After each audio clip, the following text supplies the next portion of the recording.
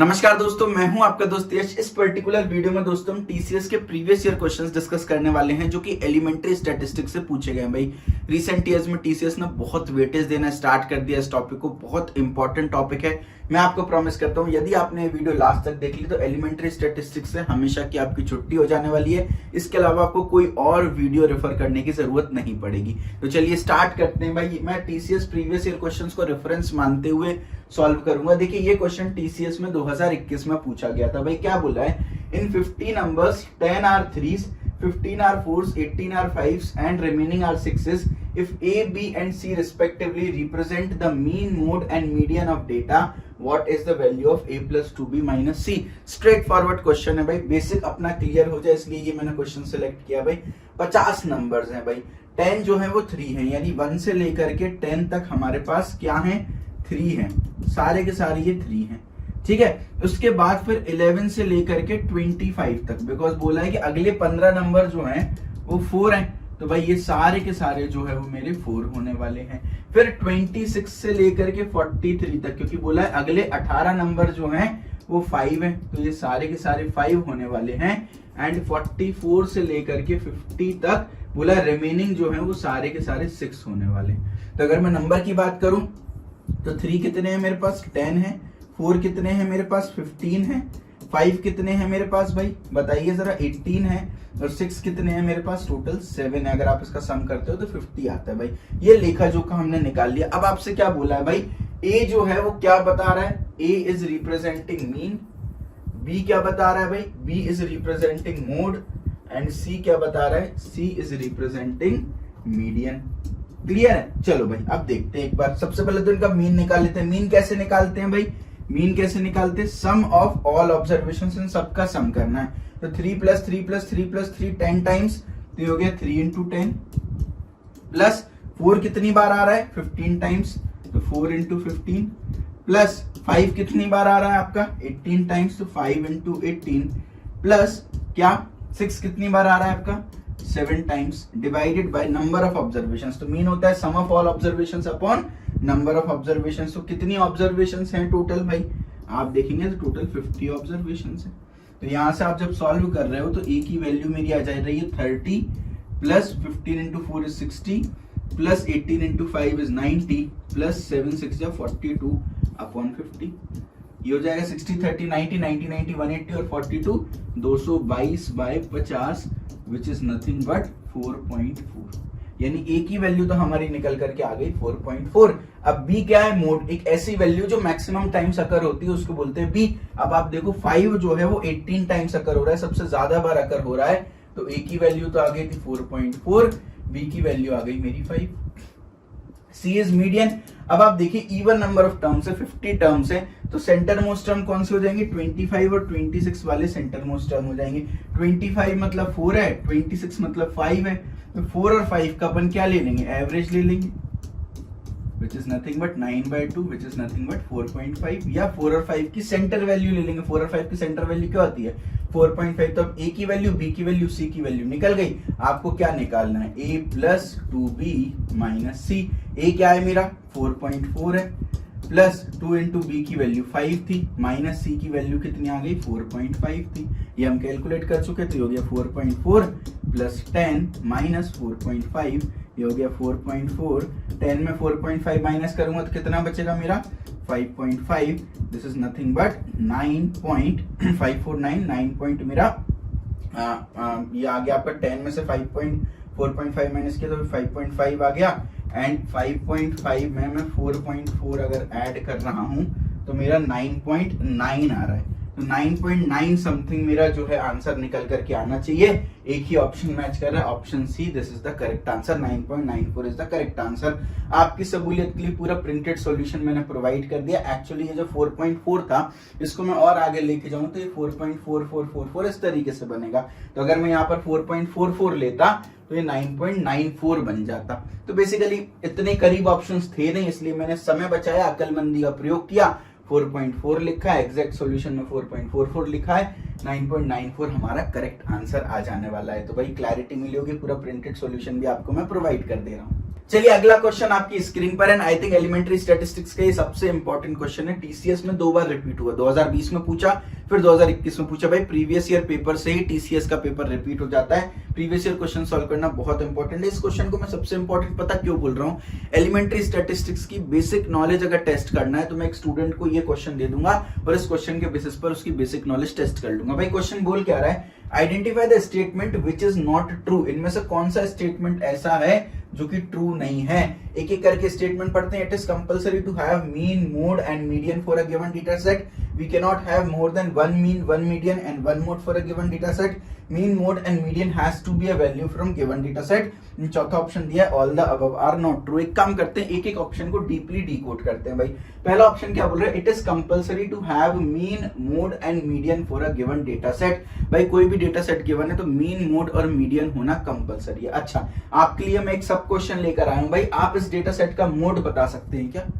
Sir mode का मतलब होता है कोई ऐसा एलिमेंट जो मोस्ट नंबर ऑफ टाइम्स अकर हुआ हो। यहाँ तो सारे के सारे एलिमेंट एक बार ही अकर हुए हैं, एक बार से ज्यादा तो कोई अकर ही नहीं हुआ है सर। अब क्या करें भाई, तो देखिए यहाँ पर इसको बोल देता हूं मैं नो मॉडल डेटा। इस डेटा का मोड एग्जिस्ट ही नहीं करता है, नो मॉडल डेटा। देखिए मोड, किसी भी एलिमेंट को मोड बनने के लिए उसकी फ्रीक्वेंसी को 1 से ज्यादा होना पड़ेगा। अब आप बोलते हैं सर ये सब इक्वल नंबर ऑफ टाइम्स अकर हो रहा है, मैं तो सबको मोड बना दूं। नहीं भाई, मोड की बेसिक कंडीशन होती है कि frequency should be greater than 1, यानी एलिमेंट एटलीस्ट 2 बार तो आया होना चाहिए। तो ये नो मॉडल डेटा है, इसका मोड एग्जिस्ट नहीं करता। तो किसी भी डेटा की बात करें तो सर मीन एग्जिस्ट करेगा। भाई देखो मीन क्या होता है, sum of all observations upon number of observations. तो भाई कोई भी डेटा है तो उसका सम भी एग्जिस्ट करेगा, नंबर ऑफ ऑब्जर्वेशंस तो पता है, यानी हर डेटा का मीन कंपलसरीली होगा। अगर मैं मीडियन की बात करूं, भाई डेटा है तो सेंट्रल टर्म तो होगा ही होगा भाई, तो भाई सेंट्रल टर्म भी होगा, है ना। हो सकता है यहाँ पर 1 2 3 4 5 6 7 आइटम्स दे रखे हैं हमको, तो 7 आइटम्स में जो असेंडिंग ऑर्डर में अरेंज करूंगा तो चौथा आइटम हो जाएगा। अगर 8 आइटम्स देते तो असेंडिंग ऑर्डर में चौथा और 5वां आइटम हो जाता, राइट। तो इवन ऑड का केस अलग होगा, लेकिन मीडियन एग्जिस्ट जरूर करेगा, लेकिन मोड का एग्जिस्ट करना कंपलसरी नहीं होता। मोड एग्जिस्ट कर भी सकता है, नहीं भी कर सकता है। जिन डेटा में मोड एग्जिस्ट नहीं करता, यानी सबकी फ्रीक्वेंसी 1 होगी, ऐसे डेटा को नो मॉडल डेटा बोल दिया जाता है। तो पहला स्टेटमेंट तो बिल्कुल ही गलत हो गया हमारा।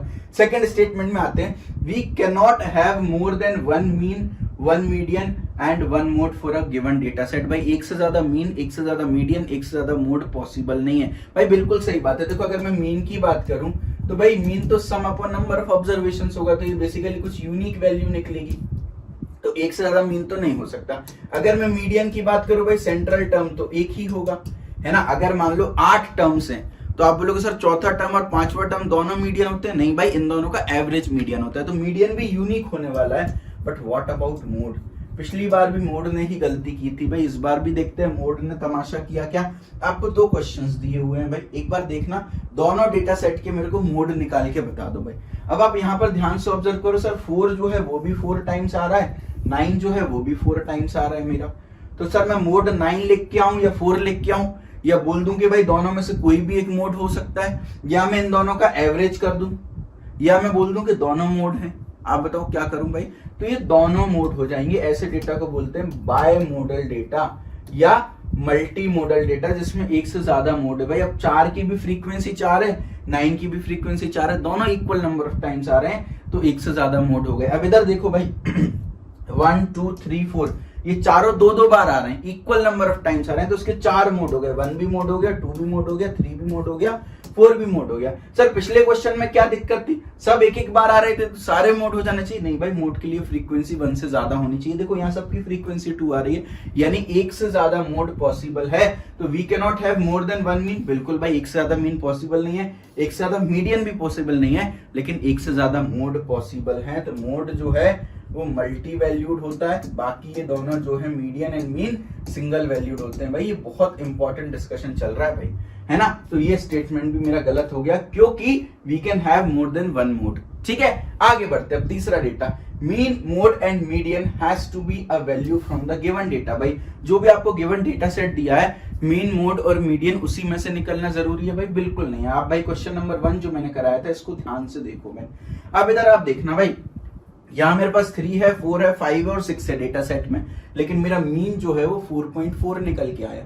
यानी डेटा सेट में 4.4 तो है ही नहीं, मीडियन मेरा 4.5 निकल के आया, डेटा सेट में 4.5 तो है ही नहीं, लेकिन मोड मेरा डेटा सेट में से ही निकल के आया। यानी कि क्या कंक्लूड कर सकता हूं यहां से मैं, मीन को जरूरी नहीं है कि वो डेटा सेट में हो, मीडियन भी जरूरी नहीं है कि वो डेटा सेट में से हो, लेकिन भाई मोड ऑब्वियसली डेटा सेट में से होना जरूरी है, because out of all the given data mode मतलब जो मैक्सिमम टाइम अकर हुआ हो। तो बोला भाई mean mode and median has to be a value from the given data. नहीं भाई, मीन और मीडियन नहीं भी हो तो चलेगा, मोड को होना जरूरी है। अगेन ये स्टेटमेंट भी आपका गलत हो गया। Correct answer is all the above are not true, एक भी ट्रू नहीं है। तो भाई बहुत इंपॉर्टेंट क्वेश्चन मैंने कराया। भाई एफर्ट पसंद आ रहा हो तो जल्दी से सब्सक्राइब बटन दबा करके बेल आइकन हिट कर दीजिए। आपको company wise playlist, topic wise playlist, job notification, बहुत सारी चीजें मैं कवर कराने वाला हूँ। बहुत सारी वीडियोस ऑलरेडी अपलोड कर चुका हूँ, जाके देखें। एंड नोटिफिकेशन ऑन करने से आपको आगे आने वाली वीडियोस के नोटिफिकेशन मिल जाएंगे। चलिए अगले कॉन्सेप्ट और अगले क्वेश्चन पर मूव करते। भाई मीन, मोड एंड मीडियन पर हमने काफी डिस्कशन किया, थोड़ा सा डिस्कशन स्टैंडर्ड डिविएशन पर भी करते हैं, क्योंकि टीसीएस में 2022 में स्टैंडर्ड डिविएशन पर क्वेश्चन पूछ लिया था। भाई the salary in rupees of 10 employees in a company per day is, 10 employees की पर डे सैलरी दे रखी है, आपको स्टैंडर्ड डिविएशन निकालना है। देखिए स्टैंडर्ड डिविएशन का अगर मैं आपको फॉर्मूला बताऊं तो फॉर्मूला कुछ इस तरीके से दिखता है, summation of XI minus mu का स्क्वायर डिवाइडेड बाय एन का अंडर रूट। सर इसका मतलब क्या है? भाई देखिए फॉर्मूला रटो मत, मतलब समझो कैसे ड्राइव करना है वो देखो। एक्सआई का मतलब होता है ये सारी की सारी डेटा वैल्यूज, इनको बोलते हैं एक्सआई। म्यू मतलब होता है मीन। तो सबसे पहले आप क्या करोगे, इस डेटा सेट का मीन निकाल लोगे। इस डेटा सेट का मीन निकाला, फिर आप क्या करोगे, हर एक वैल्यू में से वो मीन सब्ट्रैक्ट करके रख लोगे। तो भाई 10 वैल्यूज हैं तो 10 न्यू वैल्यूज आ गई मेरे पास। सर कौन सी है ये न्यू वैल्यूज? सबसे पहले मैंने मीन निकाला, मीन में से ये सारी वैल्यूज को सब्ट्रैक्ट कर दिया तो 10 न्यू वैल्यूज आ गई, इनको बोलते हैं डिविएशंस। अब आप क्या करोगे, ये 10 न्यू वैल्यूज है, सबका स्क्वायर कर दो, तो फिर से 10 न्यू वैल्यूज आ गई, न्यू स्क्वायर्ड वैल्यूज आ गई, है ना, स्क्वायर्ड वैल्यूज आ गई। फिर क्या करना है, इनका आपस में समेशन कर दो। समेशन करने के बाद n से जितने भी नंबर ऑफ टर्म्स थे 10 थे उससे डिवाइड कर देंगे, अंडर रूट ले लेंगे, मेरा स्टैंडर्ड डिविएशन निकल के आ जाएगा। दोबारा रिवाइज करो, सबसे पहले मीन निकालो, फिर डिविएशन निकालो, मीन में से इन सारी वैल्यूज को डिवाइड माइनस करके तो 10 न्यू वैल्यूज आ जाएंगी, फिर उन सभी वैल्यूज का स्क्वायर कर दो तो 10 न्यू स्क्वायर्ड वैल्यूज आ जाएंगी। इन स्क्वायर्ड वैल्यूज का समेशन करना है, डिवाइडेड बाय n करना है। देख लो भाई क्या किया, अगेन देखो ये आपको सैलरीज दे रखी थी, मैंने sum of observations upon number of observation से मीन निकाला, ये मीन मेरा 70 निकल करके आ गया। अब आप देखो भाई क्या किया, 70 में से 50 माइनस किया तो 20 बचा, है ना, 70 में से 55 माइनस किया तो 15 बचा, 70 में से 60 माइनस किया तो 10 बचा, 65 माइनस किया तो 5 बचा, 70 में से 70 माइनस किया तो 0 बचा, 72 माइनस किया तो 2 बचा, 75 माइनस किया तो 5 बचा, 80 माइनस किया तो 10 बचा, 84 माइनस किया तो 14 बचा और 89 माइनस किया तो 19 बचा। ये मैंने 10 न्यू वैल्यूज निकालनी। फिर मैंने क्या किया, इन न्यू वैल्यूज का स्क्वायर कर दिया, देखो सबका स्क्वायर कर दिया, 10 न्यू स्क्वायर्ड वैल्यूज आ गई, फिर उनका समेशन करके डिवाइड कर दिया 10 से, है ना, 10 से, क्योंकि नंबर ऑफ ऑब्जर्वेशंस 10 थे, इसका अंडर रूट निकाल दिया भाई। अल्टीमेटली मेरा आंसर आ गया अंडर रूट ऑफ 143.6। अब बच्चा यहाँ पर कंफ्यूज हो गया था कि सर अब इसको कैसे सॉल्व करें। मेरे भाई आपको पता है 12 का स्क्वायर जो होता है वो 144 होता है, तो ये 144 से छोटी वैल्यू आ रही है, बिकॉज मैं अगर अंडर रूट ऑफ 144 निकालूंगा तो मेरा 12 आएगा। ये 144 से थोड़ी सी छोटी वैल्यू आ रही है, तो 12 से थोड़ी सी छोटी वैल्यू 11.9 समथिंग मेरा आंसर आना चाहिए। ऑप्शन दे रखे थे, एक ही ऑप्शन था 11.9 something, option B is the correct answer. तो थोड़ा सा दिमाग यहाँ पर आपको लगाना है, पूरा प्रिंटेड सॉल्यूशन भी प्रोवाइड कर दिया। एक दो क्वेश्चन स्टैंडर्ड डिविएशन पर आप प्रैक्टिस करोगे तो आप इसमें एक्सपर्ट बन जाओगे। चलिए अगले क्वेश्चन पर मूव करते हैं। अगेन एक और बहुत इंपॉर्टेंट कॉन्सेप्ट आपको मैं सिखाने वाला हूँ। टीसीएस में 2020 में ये क्वेश्चन पूछा था, the mean of a set of data is 5, what will be the mean if 10 is subtracted from each data। भाई कोई डेटा है, आई डोंट नो कितनी वैल्यूज है, ये सब कुछ भी नहीं दिया, ये बोला है कि उस डेटा सेट का मीन जो है वो 5 है। अब हर एक वैल्यू में से मैं 10 सब्ट्रैक्ट कर दूं तो मीन पर क्या इफेक्ट पड़ेगा, जो नया मीन है वो क्या आने वाला है। तो इसका जनरलाइज्ड केस देखते हैं हम, मीन पर क्या इफेक्ट पड़ता है वो देखते हैं। भाई यहाँ पर आपको कोई डेटा दिया रखा है, 5 वैल्यूज दे रखी हैं भाई। अगर मैं इस वैल्यूज में सब में 2 ऐड कर दूं, सब में 3 सब्ट्रैक्ट कर दूं, सब में 2 मल्टीप्लाई कर दूं और सब में 5 डिवाइड कर दूं और एक बार देखता हूं इनके एवरेज में या मीन में क्या अंतर आता है। मीन और एवरेज एक ही बात है, तो मैंने ऑलरेडी डेटा आपके लिए फिलअप कर लिया है। देखो सब में 2 ऐड किया, 25 में 2 ऐड किया 27, 2 ऐड किया 22, 2 ऐड किया 37, 2 ऐड किया 42 एंड 2 ऐड किया 62। यहाँ पर 3 सब्ट्रैक्ट कर दिया, सब में 20 में से 3 गए 17, 35 में से 3 गए 32, 40 में से 3 गए 37 और 60 में से 3 गए 57। इसी तरीके से इसमें 2 का मल्टीप्लाई कर दिया सब में एंड यहाँ पर 5 का डिवाइड कर दिया। फिर मैंने क्या किया, इसका सम निकाला और नंबर ऑफ ऑब्जर्वेशंस 5 है, 5 से डिवाइड किया तो मेरा मीन आ गया। यहाँ पर भी मैंने मीन निकाल लिया, यहाँ पर भी मैंने मीन निकाल लिया, यहाँ पर भी मैंने मीन निकाल लिया। अब आप ऑब्जर्व करो, ओरिजिनल मीन मेरा 36 था। अगर मैंने सारी वैल्यूज में 2 ऐड किया तो मेरे मीन में भी 2 ऐड हो गया ऑटोमेटिकली। अगर मैं सारी वैल्यूज में से 3 सब्ट्रैक्ट कर रहा हूं तो मेरे मीन में भी ऑटोमेटिकली 3 सब्ट्रैक्ट हो गया। सारी वैल्यूज को मैंने 2 से मल्टीप्लाई किया तो मेरा मीन भी 2 से मल्टीप्लाई हो गया। आप देखो भाई यहाँ पर, और सारी वैल्यूज में से मैंने 5 डिवाइड किया तो मेरा मीन भी 5 टाइम्स डिवाइड हो गया। तो क्या सीखे यहाँ से हम ये सीखे कि आप जो चेंजेस डेटा में करते हो, अगर हर वैल्यू में सेम चेंज किया है तो मीन पर भी वही चेंज आएगा। अब तो 2 सेकंड में आंसर निकल जाएगा भाई। मीन जो है वो 5 दे रखा है। अब क्या बोला है, हर एक डेटा सेट से 10 सब्ट्रैक्ट किया है, 10 हर एक डेटा सेट से सब्ट्रैक्ट किया है तो वही बात होगी, सबसे 3 सब्ट्रैक्ट किया था तो मीन में 3 सब्ट्रैक्ट हो गया। यहाँ पे सबसे 10 सब्ट्रैक्ट किया है तो मीन में से भी 10 सब्ट्रैक्ट हो जाएगा। जो नया मीन आएगा वो -5 निकल करके आने वाला है। कोई ऑप्शन मैच कर रहा है? Yes, option D is the correct answer. एक बार यहाँ पर सॉल्यूशन प्रिंट भी कर दिया है, थोड़ा अलग तरीका यहाँ पर फॉलो किया, एक बार देख लीजिएगा। इस तरीके से भी आप इसको सॉल्व कर सकते हैं। चलिए वेरी गुड, अगले क्वेश्चन पर मूव करते हैं। टीसीएस में 2021 में पूछा था, बहुत बढ़िया क्वेश्चन था, थोड़ा सा मॉडरेट लेवल डिफिकल्टी का था। एक बार देखते हैं क्या दिया है। With what value should the highest quantity in the data be replaced so that the mean and median become equal। भाई अल्टीमेटली आपको मीन और मीडियन को इक्वल करना है। ये डेटा सेट है, इस डेटा सेट में से जो हाईएस्ट क्वांटिटी है, भाई 65 दिख रहा है, हाईएस्ट क्वांटिटी को किससे सब्ट्रैक्ट करूं या कितने से रिड्यूस कर दूं या किससे रिप्लेस कर दूं बेसिकली, जिससे कि मीन और मीडियन इक्वल हो जाए। एक काम करते हैं, मीडियन निकालने की बात की है तो हमेशा भाई बच्चे गड़बड़ कर देते, डायरेक्टली सेंट्रल वैल्यू निकाल देते और मीडियन आंसर कर देते। भाई पहले आप इसको सॉर्ट करो असेंडिंग या डिसेंडिंग ऑर्डर में, उसके बाद सेंट्रल वैल्यू निकालो। भाई तो सबसे छोटी वैल्यू क्या है 14, असेंडिंग ऑर्डर में मैं जमा रहा हूँ। 14 के बाद आप देखिए 18 आएगा, साथ साथ में करते चलिएगा। उसके बाद आप देखिए भाई यहाँ पर मेरे पास 26 आएगा, वेरी गुड। उसके बाद अगर आप देखेंगे तो मेरे पास 32 आ रहा है, वेरी गुड। उसके बाद आप देखिएगा मेरे पास 35 आ रहा है, अंडरलाइन करते जाओ ताकि एक भी वैल्यू मिस आउट ना करो। उसके बाद आप देखिएगा 38 आ रहा है, बहुत बढ़िया, बहुत शानदार। उसके बाद 52 आ रहा है एंड देन लास्ट में मेरे पास क्या आ रहा है 65 आ रहा है। ठीक है, अब कितनी वैल्यूज हैं एक बार देख लो, 1 2 3 4 5 6 7 8 वैल्यूज हैं। तो चौथी और पांचवी वैल्यू का एवरेज जो है वो निकल करके आ जाएगा मेरा मीडियन, यानी मैं करूंगा 32 प्लस 35 डिवाइडेड बाई 2। अब यार इसको भी करोगे तो समय लगेगा, भाई खुद लॉजिक लगाओ। 32 और 35 में 3 का डिफरेंस होता है, तो अगर मैं 1.5 इस साइड से सरकू और 1.5 इस साइड से सरकू, अपने आप सेंटर में आ जाऊंगा।